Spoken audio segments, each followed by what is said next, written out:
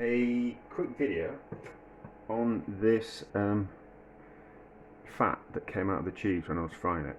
So well, that's cheese fat, cheese solid, cheese fat. Yeah, so that came out, and I don't waste anything, so I kept it. It tastes a little bit like clarified butter. A little bit like clarified butter. So I was thinking I might be able to use it.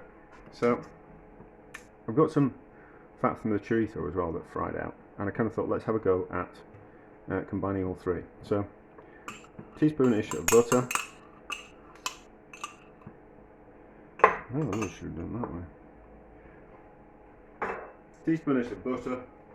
Teaspoon-ish of chorizo fat, and then that on there has just got a bit of chorizo fat in it, so we'll use that, and approximately that looks about a teaspoon-ish of each. Let's mix them up, and then we'll make some kind of cheesy, buttery, chorizo-y spread, which might be really nice on a bit of toast. So if we're making grilled cheese sandwiches and all that fat and chorizo came out of them, that's a lot of butter, I know. Better beans for me. So what does it taste like?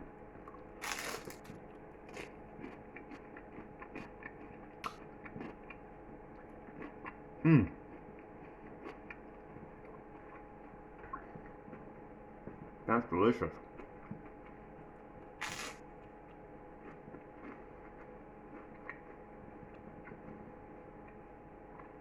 That's delicious. It's like your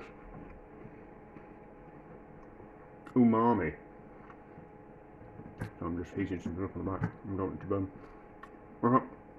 Umami type of cheesy, chorizo-y, buttery, marmitey.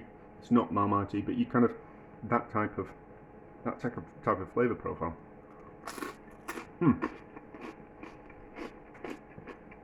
That's delicious. So